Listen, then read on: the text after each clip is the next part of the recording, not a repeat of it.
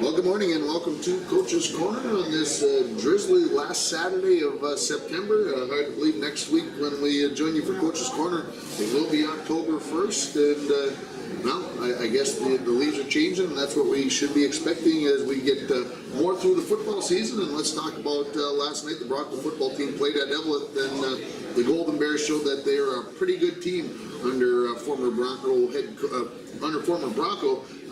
coach Wayne Roberts for the Eveleth Gilbert, as they come away with a 65-0 win over the Broncos. It was 27-0 after the first quarter, 48-0 at half, as the Falls did not get a first down until the fourth quarter on a 31-yard pass from Tyler Caulfield to Armando Barrios. The Broncos now are 0-4, and they host Greenway Nashua Keewatin next Friday for homecoming. The LBF Vikings were also on the road last night. They were at Big Fork. They lost by a final score of 34-0 after they trailed at half by a score of 18-0. Little Fork Big Falls is also 0-4 on the season, and they host North Home-Kelliher next Friday evening. The Rainy River volleyball team was out in North Dakota. They went 1-1 in the first day of a two-day tournament. They beat Bottineau out of North Dakota in 4 sets, 25-18, 15-25, 25-18, and 25-13. Maddie Filipiak, huge match, 21 kills. Then the Voyagers lost to a very good Williston team in 3 sets, 25-18, 25-22, and 28-26. Again, Maddie Filipiak led the way with 12 kills. Coach Mel Milburn said they played well, saw improvement. That's the biggest thing. They got 2 more matches today as they take on the North Dakota North Dakota State College of Science. I didn't know it straight yet. I apologize, folks. And then they also take on St. Cloud Tech College. Right now, the Voyagers are sitting at 9-6 on the season, 3-2 in the conference, and they will return to conference play this coming Wednesday. The new team in the SIJHL last night, the Thief River North Skies, got 33 saves from goaltender Ryan Buttazzoni in their inaugural game to beat the defending SIJL champion Fort Francis Lakers 4-2. Fort Francis did open the scoring at the 14:04 mark of the first period as Ian Jarvis got his first ever SIJHL goal. Dylan Cooner, who was a stalwart for the team last year, he had a power play goal early in the second period to give the Lakers a 2-0 lead, but the North Skies would score the last 4 goals of the game for the final margin. Goaltender for the Lakers, Brandon Bodnar, had 26 saves. The Twins lost their 99th game of the season last night. They lose 10-1 to Seattle at home. The two teams face off again at 6:10 tonight with pregame at 5:25 on K104. Just over a week left in the Major League season. Looking at the AL standings, pretty much the division winners are pretty much set unless there's a major collapse over the last 8 or 9 games. Boston's ahead by 5.5, Cleveland by 7, and Texas clinched the West last night. The wild card's a little more interesting, as it always is, and good thing the Major League Baseball put that into play, because otherwise, anyway. Toronto and Detroit right now are the 2 teams that would make the wild card. Baltimore's a half game back, Seattle 2, and Houston 2.5 games back. Looking over at the NL, same story for the division winners. Washington's up by 7.5. The Cubs have already won the Central. LA is up by 6 games in the West.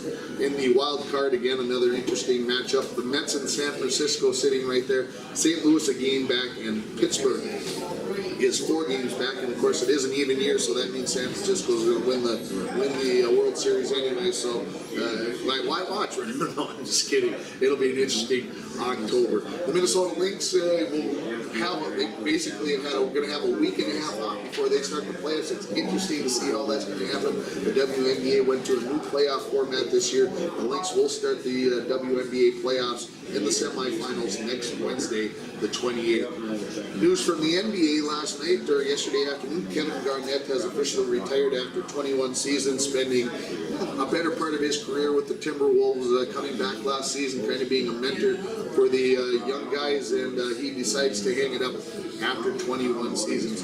The number 2 Gopher volleyball team, number 2 ranked nationally Gopher volleyball team, they sweep Maryland. They're back at home today against Ohio State. And the number 2 team in Division II volleyball, UMB, stays unbeaten last night as they get a win there. What's going on today? Well, it's a busy day, as I already mentioned. Rainy River volleyball are going to be on the road out in North Dakota. The International Falls Girls Swimming and Diving Team is hosting a 7th through 9th grade junior high invitational. Diving already began at 8:15. The swimming begins at 11. Little Fork Big Falls Vikings Volleyball, they are on the road at the Virginia tournament, a 16-team tournament down there. They get started just moments ago. And the Rainy River Baseball team, who we're going to talk to here in a few minutes, is going to be playing a scrimmage, maybe weather dependent. I haven't seen Coach Josh Keating come in yet this morning. It could be a little damp, and we'll see what happens there. The World Cup of Hockey, the semifinals get started today. Russia versus Canada at 6 o'clock, and tomorrow Europe versus Sweden at 1 o'clock. I believe that's a noon start, actually. I think I typed that down wrong, read that wrong. I believe that's a noon start from Toronto tomorrow in those semifinals. And then the finals are a 3-game best of 3 series. From high school football last night, let's talk about the area scores as I rushed back by them a little bit. Some interesting scores from last night, some interesting details. Hermantown moves to 4-0. They defeat Denfeld 42-28. Deer River, wow, they get shut out by Bram 46-0. Crosby Ironton defeats Esco. Esco is now 0-4 on the season. Crosby Ironton defeats them 35-12.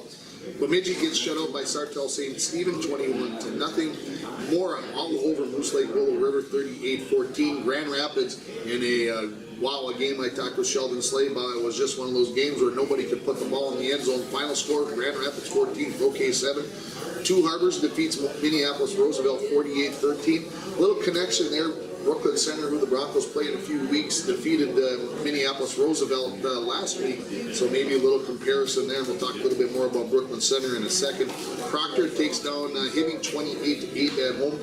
Greenway Nashua Keewat, who the Broncos play next week, all over Virginia 41-10. Chisholm 18-8 better than Barnum, 26-6. Ely downs Cook County. Wasabi East 40-19 over East Central. Floodwood 32-6 better than McGregor. Cromwell all over Southridge 48-8. As I mentioned, Big Fork 34, Little Fork Big Falls 0. Henshaw 28-8 over Carlton.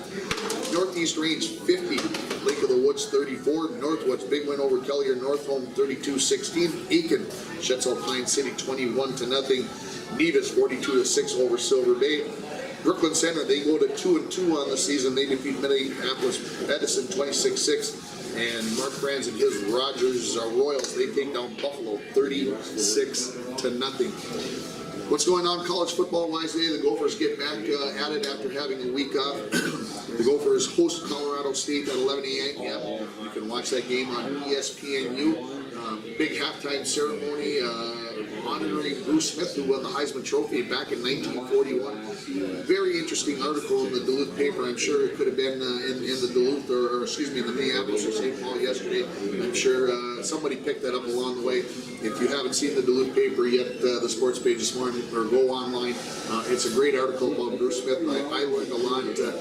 Did not even put in the connection about the Heisman Trophy in World War II. And they talk about what a great man, football player Bruce Smith was. It's worth a read.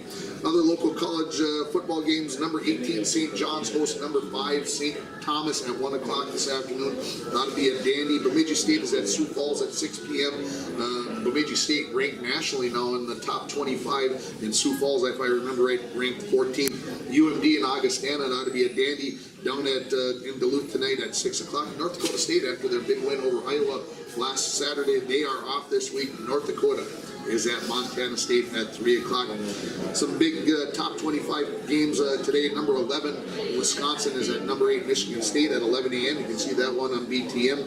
Number 19, Florida takes on number 14, Tennessee in the SEC, and also in the SEC, number 17, Arkansas takes on number 10, Texas A&M. Of course, the Vikings tomorrow, they travel to Carolina, and we'll see what happens with all the protesting out there. Stay tuned, never know, things could change on that. Let's hope not that the Vikings and the Panthers get their game off as scheduled, and we'll see if the Vikings can improve to 3-0. The Detroit Lions travel to Green Bay at noon, and Chicago plays again for the second consecutive week in prime time as they travel to Dallas at 7:40 tomorrow night. We'll take a break, and we'll come back, and we're going to talk cross country this week, boys cross country running. You're listening to Coach's Corner, live from Hardee's on K104 and online at ksdmradio.com.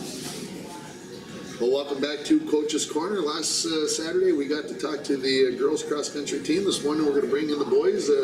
Head coach Paul Jelly coming back. Coach, before I forget, I'm going to ask, how many years have you been the head coach now of the cross-country team? He's thinking. The numbers are flying. One more than the year before.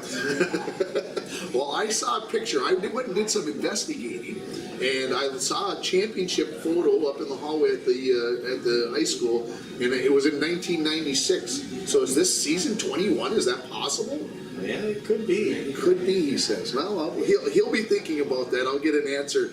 But before the Heil Pike, I'll have an answer officially on that, whether it's 21 years. Also joined by John Coleman and first-timers. Wow, guys, congratulations for coming in. Breakfast was good. Hunter Wilson and Jake Erickson joining me. And Coach, it's been a pretty good start for the boys this year. I know we talked pre-season, and I tried to get you to make them sound maybe better than they were. Am I right or am I wrong? They're a pretty good group of guys. They get along well with each other, and they work pretty hard in practices overall. And we have a pretty good pack, which is really important in this sport. So it's encouraging. John, talk about this. You've been running with the varsity now. This must be year 3, I'm thinking, at least maybe 4. You know, as the years go by, the gray hairs get more and more. But you're kind of the veteran now. You're the kind of the leader. Is that a role that you accept willingly? Yeah, I'd say so. I try to set a good example and be a leader for the kids. You know, I mean, I don't know. I guess I just try to. Go ahead. Try to lead them, I guess. Is it easier, and leadership comes in all different types of forms, but is it easier to lead by example, and I got a hard time believing this, but I'm going to ask anyway, because sometimes kids are different outside of class than when I see them in the classroom. Are you a kind of a rah-rah guy when you get around the guys? Well, I'm definitely more of a lead by example kind of guy. I'm not. I have a whole lot of energy. So you try to drag that pack behind you. You try to bring them with, and being out there in front of them. Yeah. Jake, let's see now. I got to do the 9th grade this year, 8th grade. Yeah. Which one? 9th grade. 9th grade this year. So talk about coming up. Coach kept you with the JV most of last year, if I remember right. Moved you up maybe at the end. I'm getting old again. I'll say that. Talk about the experience this year running basically full-time with the varsity, I think, except maybe for the first meet, if I remember right. Yeah, junior high, that's always fun. A little shorter, but yeah, I started running varsity now. Well, besides the change in the distance, what's the biggest challenge of running a varsity race versus running a JV race? I kind of like the longer one. Because I don't you get into the groove, you kind of find your zone. Yeah. Hunter, how about you? Same thing with you, getting a chance to run with the varsity. How's the experience been through the first month of the season for you? Yeah, it's been pretty good. I've ran pretty well, personally myself, I think.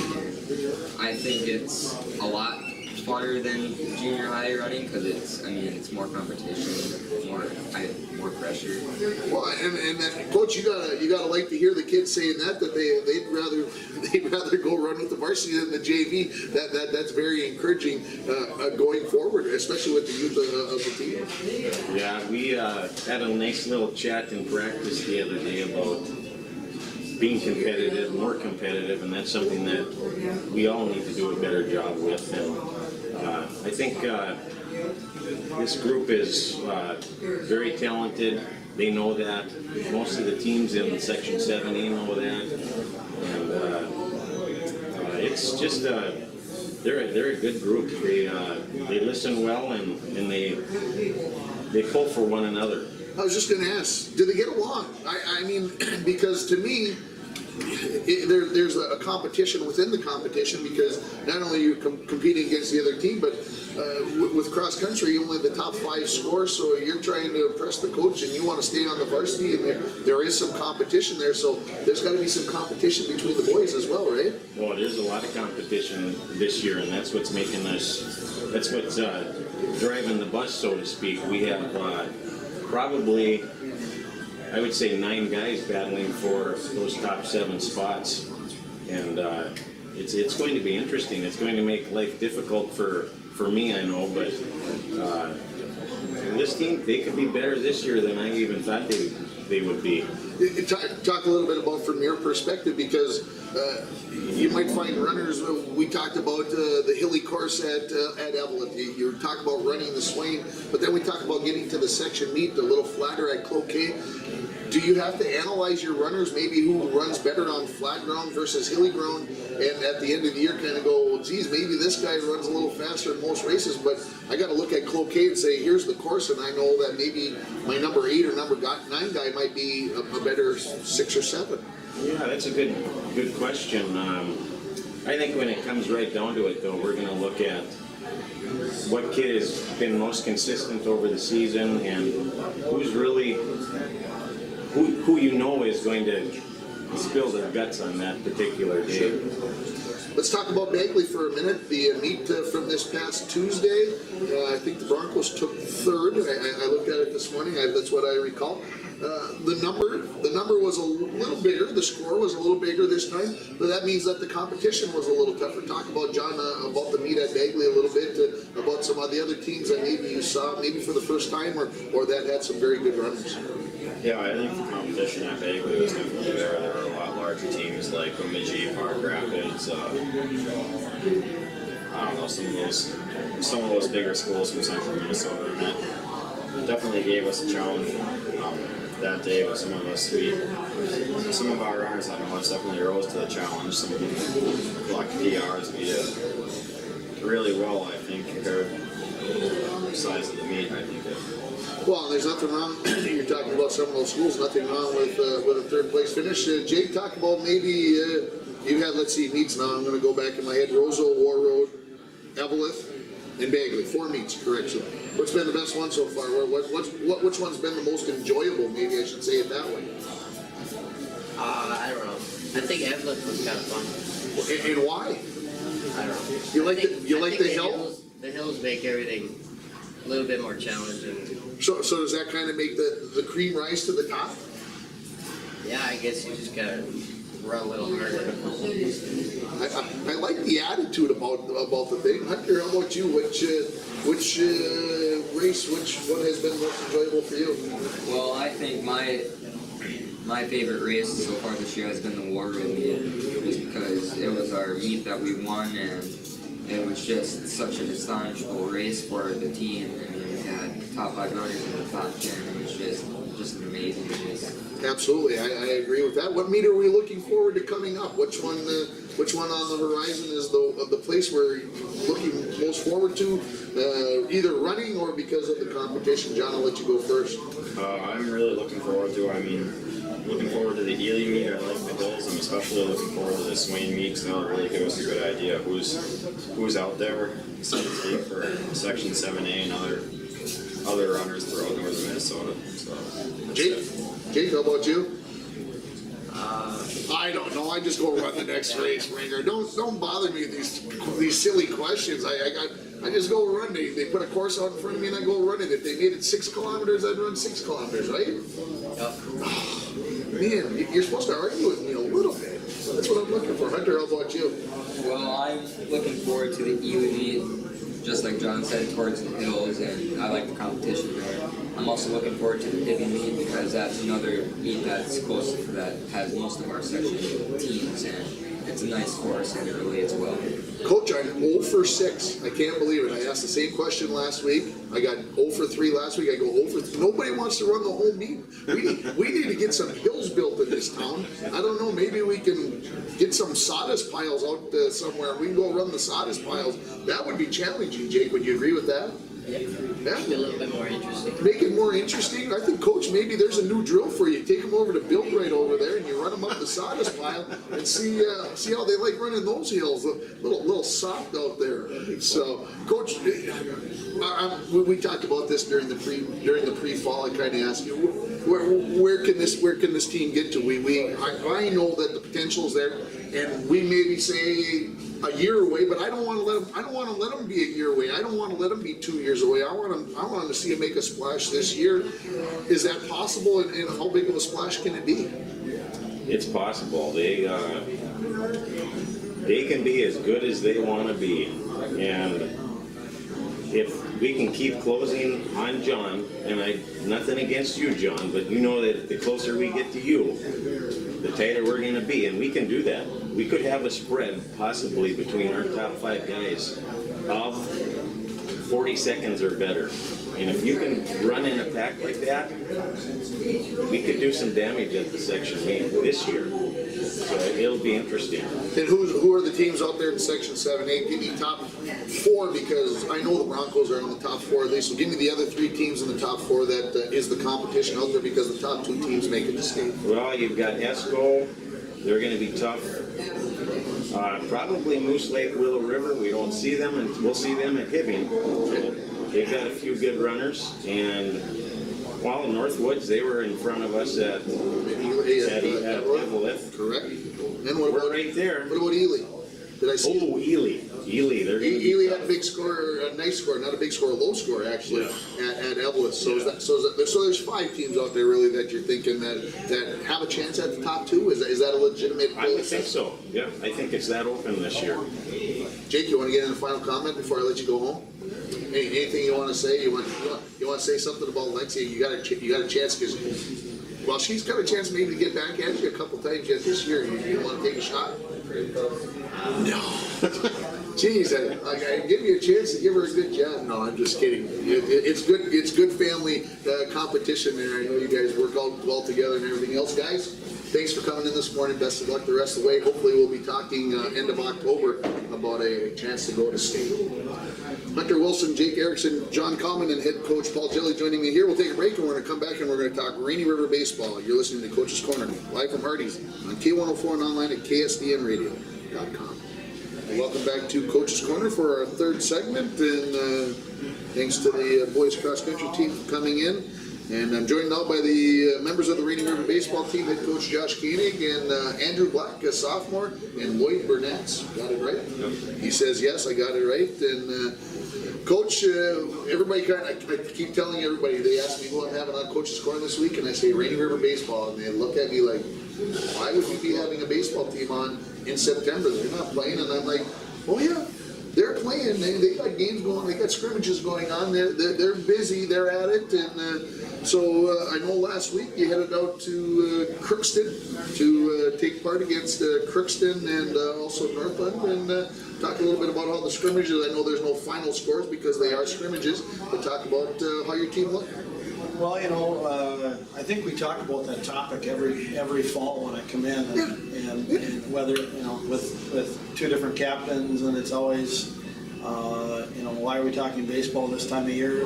This is a real important time of year for us. I always say it sets the tone for the upcoming season. It gives us as a coaching staff an opportunity to look to see what we have coming in. And this past weekend in Crookston, we got to face a former Northern Division opponent, now Central Division, in Northland Community Technical College. They got a lot of young guys, as we do. And it was a good overall back and forth scrimmage, one that we saw ourselves jump out early and did some really good things. We started mainly a freshman lineup minus 3 of our sophomores, and really this time of year we treat these like spring training games. We'll start a guy on the mound pitching 2 to 3 innings, mix guys up in the field. If you look at the starting lineup card, it's etch out one guy, here comes the next one, etch him out, here comes the next one, and hard to keep track of if you're one of those one of those gurus that likes to be at the game keeping book. But we did some really good things. We also have some things we need to work on. And that's really what this time of year is all about. And then we played, after the Northland game, we faced University of Minnesota Crookston, which they play in the NSIC, they're Division II, and we played their varsity team, made up of juniors and seniors. And minus one bad inning that we had, we hung right with them. So that showed a lot of good promise. Started mainly our sophomore roster against that squad, moved some guys around. You know, we're pitching 5-6 pitchers in and outing to get looks for everybody, and you know, came away overall in the day with a lot of positives. You know, we've got Mesabi Range coming up today for a scrimmage at 1 o'clock over at Sheila Field, and we're going to look to do some more of the same things, continue where we left off. Keep working on things going into the fall or going into the break here. Next weekend we've got our annual alumni doubleheader on Saturday at 1 o'clock, and we're going to do something new. I've got to talk with Tom on the golf course. We do a little small social with alumni and do a little golf scramble, and just spend some time with those that have given to get us to where we are with our program now. I think that's an important piece too. So, and then we go into off-season workouts, and that's really where we need to maintain where we're at and continue moving forward and not lose that focus as soon as we step off the field in mid-October. Andrew, you can't like the fact that he scratches your name out after 2 or 3 innings and puts somebody else into the ball game. You came to play, right? It doesn't really bother me. I like to watch everybody play and watch the freshmen that handle situations that I would be going through. But I just say, sit on the bench and watch and stay positive with the guys and watch what we have to do for them. You play summer ball this summer? Yeah, I had about 40, 50 games this summer. Where at? Tucson, Arizona. Back home?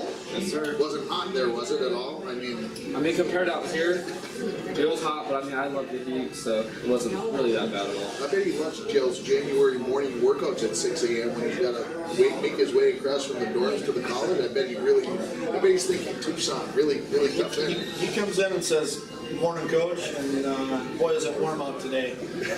But I think there's a little sarcasm in his voice. I would say there's sarcasm there. Andrew, what position are you hoping? Have you been playing? And tell everybody what maybe you're hoping. Maybe politic coach Katie right now. Maybe you're a catcher in waiting or something. I don't know. Where you been playing at? Well, last year I started at short. Hopefully this year's the same, but whatever it helps the team out the most, I can do. Is really what's most important, to be honest. Lloyd, let's move over to you. What did you feel about last week? What do you think the team did, and how did you perform individually as well? Last week was real fun watching all the younger guys and seeing what they actually had. Because practice is not the same as seeing them against live competition, and it was fun watching them all play. I think as an overall group, we all did real well. How about yourself? How did last week go for you? It went pretty well for me. I was able to get one hit and then help on defense too. So what position? Same question for that I had for Andrew. What position? And let's politic the coach a little bit. Maybe you're shortstop and waiting. I don't know. Last year I played first base, and hopefully again this year, and whatever helps with the team the most are. There you go. So guys, I know Mesabi Range is one of the. They're the biggest rival. Every year I ask the question, it's always Mesabi Range. So today it's a scrimmage. It doesn't have bearings on the standings. So do you does it have a different tension level? Does it have a different feel to it? Or is it, because it's Mesabi, we're going to go out and we're going to play ball? Andrew, I'll let you start on that one. Even though we swept them last year, we're still going to look for the sweep in the fall. But we're still going to take it real serious and try and run well today. Lloyd, agree with that assessment? So you guys... And I would ask him the question again, because I think the rival answer might be different. Changed? It might have changed. We've got a different. Wait a minute now. Well, we do have to cover that then. And Lloyd, you said yes. So Who is it? Who's the rivalry out there? Tasman. Or St. Cloud too. Or St. Cloud? Yeah. How come maybe the change, guys? Can we say it on the air and be nice about it? Or is it something that we gotta talk about off the air? Maybe we can be nice about the St. Cloud because we go 1-2 against them last year, and it was a little kind of bittersweet case. But we don't really speak about Tasman nicely. All right, and that's as far as we can go, Lloyd. That's it? Yeah. On Family Radio, we can't go any further than that. Okay. I think I can tell you, so, you know. You're gonna remember you now, know we're on the air. You know the season we had Well, last year. absolutely. And it went very well for us. Unfortunately, in our 3 out of our last, we were in first place in the driver's seat, and we unfortunately did not come through. We dropped 3 out of our last 4 games, split with Vermilion, and then we had Itasca here and needed to win one of the 2 games to take the conference title. And unfortunately, the way baseball rolls is there were 2 very close ball games, of which we were in the lead in both of them, and they had a late comeback in one in the 7th inning, and the kid hit a home run, and it's etched in my mind. I think it's probably etched in these guys' mind as well. Me too. And then in the second game, same scenario that went, I believe, 11 innings, and you know, we lost a couple of tough ball games. But I will say this: I think that's why the rivalry's there, is because we had it and they took it from us. But at the same time, I think all things happen for a reason. And if it wouldn't have been for those tough losses, I don't think these guys would have finished 3rd in the region. I don't think they would have finished 2nd in the state of Minnesota. And we asked them to go into the region 13 tournament in St. Cloud, and make some damage, and they did. You know, we knock off the number 9 seed in the nation in Riverland, 1-0. Great ball game, and the guys rose to the occasion. We knock off St. Cloud. In the second game, they were ranked 6th in the nation, and we just kept climbing the ladder. We face a Century team that ends up going on to nationals. We lose 6-0, and our bats just shut off for a game. So, you know, they're right there. They're knocking on the door. And we've got 10 returning sophomores from that group. And we've got 20 freshmen this year. And hopefully, you know, the hope is they're going to step up and fill the holes. You know, and the biggest thing right now for us hole-wise is on the mound.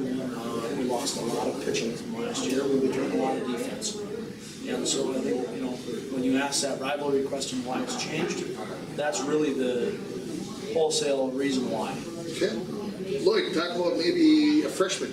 Coach just said there's 20 of them. Who's grabbed your eye and said, wow, this kid's a ball player? Give me 1 or 2 kids that have kind of caught your eye. We got Tristan Lawrence on the mound. He's been doing very well this fall, and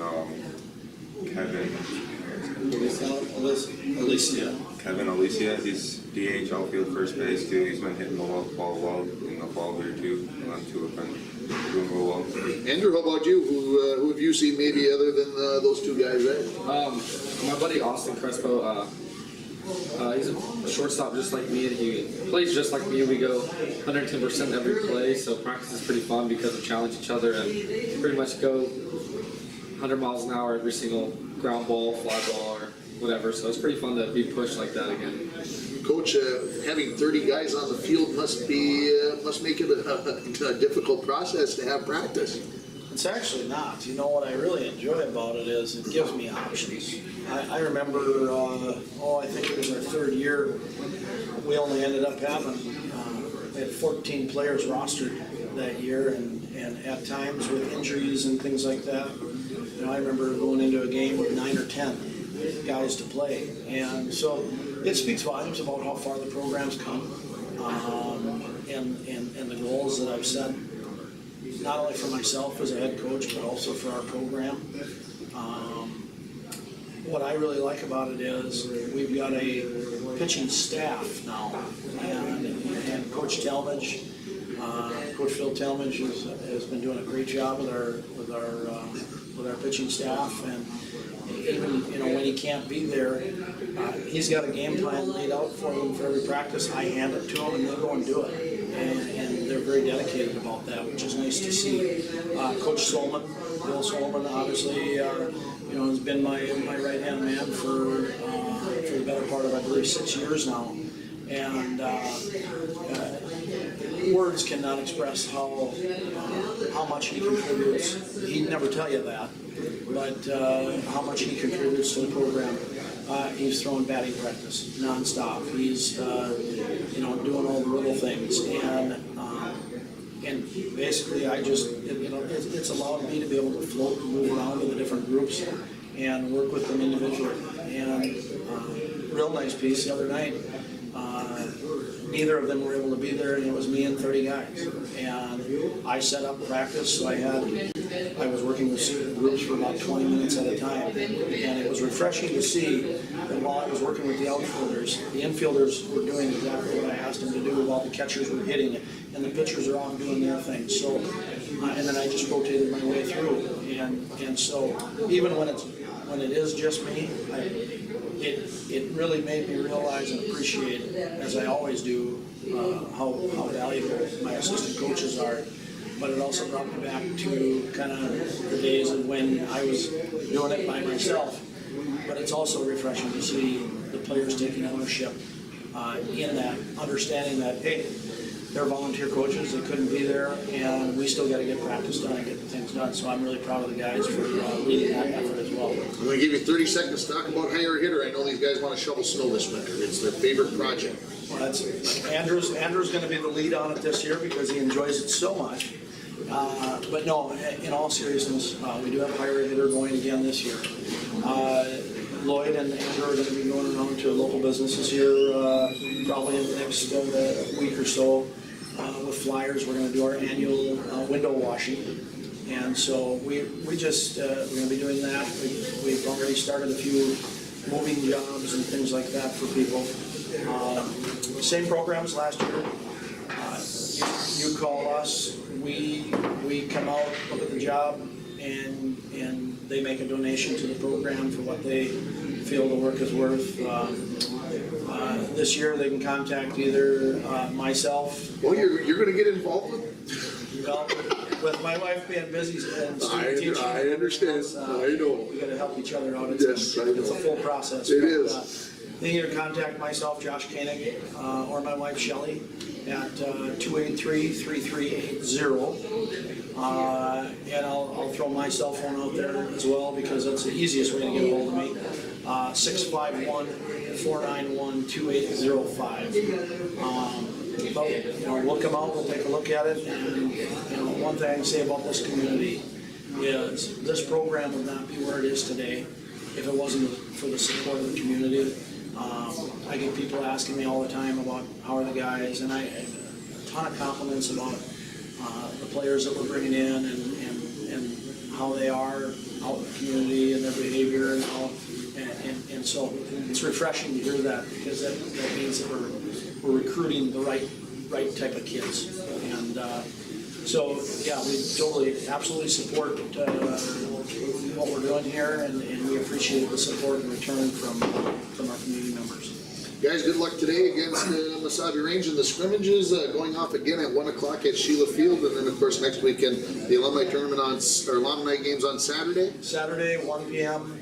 First pitch, and it'll be fun. Right now, I think we've got about 13 guys coming back to play. We may provide them with some pitching since we've got plenty, and need to probably help in that aspect, but it should be good, entertaining baseball. I looked at the weather already. It should be about 66 and partly cloudy as of now. As we know, the weather forecast this weekend changed about 6 or 7 times. That's cold for Andrew. It might be. Cold. Andrew Black, Lloyd Burnatz, head coach Josh Koenig, joining me here this morning. We'll take a break. We'll come back with the final segment. We'll wrap up the week that was and the week that's coming up. You're listening to Coach's Corner, live from Hardee's on K104 and online at ksbmradio.com. Welcome back to the final segment of Coach's Corner here, and again, this last Saturday of September. Let's go back to last Saturday and let's review the week that was. The Voyagers lost to Itasca in a Northern Division match in 4 sets. 25-11, 22-25, 25-18, and 26-24. Maddie Flipiak, 19 kills, 3 ace blocks. AJ Ori, 38 set assists and also 14 digs. Sandy Thompson, 8 kills and 15 digs. And Cassandra Moffat had 7 kills and 10 digs and 1 ace block. The Viking volleyball team, they were down in CI for a all-day tournament. They went 2-2. They defeated Uppsala in 3 sets. They lost to Moose Lake Willow River in 2 sets, lost to Onamia in 3 sets, and then defeated East Central in 3 sets. Those are all best out of 3 sets, so 3 of the 4 matches go the distance, and that was a big weekend for them. Kaylee Kennedy had 28 kills for the day, Anna Himhoff 37 digs, Danica Clemenson 19 digs and 8 ace serves, Mackenzie Swenson 15 kills, and Sydney Went, as always, busy day. The setter 72 set assists. Bronco girls swimming and diving team was in Hibbing for an 8-team invite. They took 6th place. Very surprising that they placed that low because they swam the heck out of it. If you look at the results, they had some great finishes considering that it was some great competition. The 200 medley relay team of Stone, Sari, Meisner, and Herzig, they take 1st place in the meet. Caroline Stone took 4th in the 200 IM. Claire Herzig 5th in the 50. Alyssa Mathis took 7th in diving. Lindsay Lucy 7th in the 100 butterfly. The 200 relay team of Early, Stone, Meisner, and Herzig, they took 4th. Caroline Stone, another 4th place finish in the 100 backstroke. Emily Sari and Claire Herzig go 2nd and 5th, in the breaststroke. Again, the Broncos take 6th place in that invitational at Hibbing last Saturday. No games on Monday. Tuesday, the Broncos swimming and diving team was at home, 125-60. They defeat Virginia, took 1st in all 3 relays, and then they got 8 other firsts, so they only had 1 event that they didn't take 1st place in. Caroline Stone was a double winner. Emma Meisner was a double winner, and Alyssa Mathis took 1st in the diving. Amelia Stewart 1st in the 200 free. Emily Sari a 1st in the 100 breaststroke, and Claire Herzig a 1st in the 100 free. The Little Fork Big Falls Viking volleyball team lost to Hill City in 3 sets, 25-19, 25-22, and 28-26. The Broncos defeated Lake of the Woods in 4 sets at home, 25-22, 20-25, 25-19, and 25-17. Jenna Sullivan, she had a couple of huge matches this week. She started off the week with 12 kills and 6 ace blocks against Lake of the Woods. The Bronco cross country team was in Bagley, as we mentioned last Tuesday. Lexi Erickson took 3rd individually for the girls. Avery Savonin, 2nd place for the Broncos, 30-30 overall. For the boys, John Coleman took 16th, Jake Erickson 19th, Bronco Laughlin 32nd, Hunter Wilson 35th, and Joe Glowak 45th as the Bronco team took 3rd place. The Voyager volleyball team on Wednesday was at Vermilion, and they defeated them in 4 sets, 25-10, 25-8 in the first 2 sets, then dropped the 3rd set, maybe lost a little bit of the edge, 22-25, and won the 4th set, 25-22. On Thursday, a game heard on K104 and KSDMradio.com. The border battle in the for the 2 area volleyball teams. The Broncos come out on top in 3 sets, 25-13, 25-23, and 25-21. It was a very, very close 2nd and 3rd set after the Broncos pretty much dominated the 1st set. And it was very good theater. The crowd, the fans. Again, I'm going to say it. If you were at the game, you probably weren't listening. I applaud the crowd from both sides. It was awesome. The stands were full. Everybody was respectful. It was awesome. Congratulations to everybody who made the night such a great success. Kaylee Kennedy led Little Fork with 5 kills. Anna Imhoff had 13 digs out of the back row. The Vikings are 6-7 going into the tournament today in Virginia. Bianca Carlson had 22 set assists for the Broncos. Jenna Sullivan, 10 kills, 6 ace blocks again. Emma Gilbert, 5 kills. Janet Hubbard, 5 kills. Clara Palm taking over for the injured Lauren Radio. She had 24 digs and 4 ace serves. The Broncos are 10-2 on the season. The Broncos swimming and diving team, the girls swimming and diving team was down in Massag East. Big clash, great meet. It was close the entire way. Massag East prevails 97-89. First place is Caroline Stone in the 200 IM. Alyssa Mathis in the diving. Lindsay Lucy in the 500 free. Sorry in the 100 breaststroke, and I seem to have missed one, I think, along the way there. Oh, the 200 medley relay. I knew there was 5 of them. They took first place as well.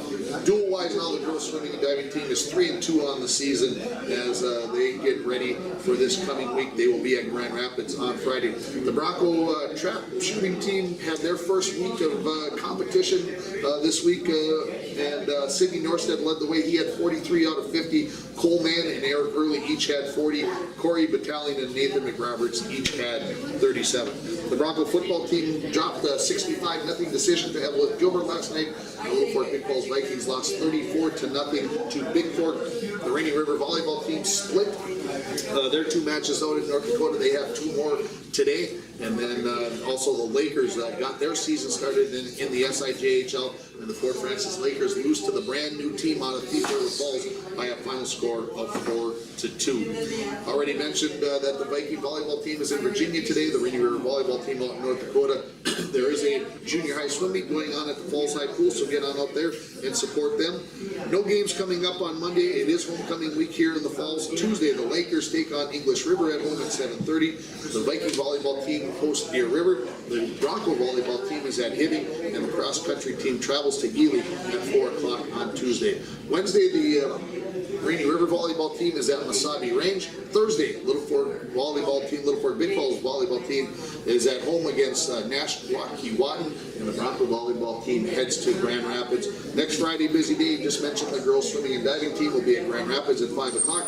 The Broncos will have their home football game for homecoming against Greenway Nashua Keewatin at 7 o'clock. Little Fork Big Falls football, they will be hosting Kellier Northhope. The Rainy River volleyball team will be at home at 6:30. Busy night next Friday in the area as they take on Northland, and then Rainy River takes on Central Lakes in volleyball at 11 o'clock next Saturday morning. The Lakers are at home on the first day of October to take on Thunder Bay, and the cross-country teams will be at the Swain. We got to get out of here. It's near the 10 o'clock hour. We got to get out of the way for the news. Thanks to my guests again, the Bronco boys cross-country team and the Rainy River baseball team. Thanks to everybody here at Hardy's for taking care of our guests. Thanks to Aaron back at the station, but most of all, thank you for listening to Coach's Corner, live from Hardy's on K104 and online at ksdmradio.com.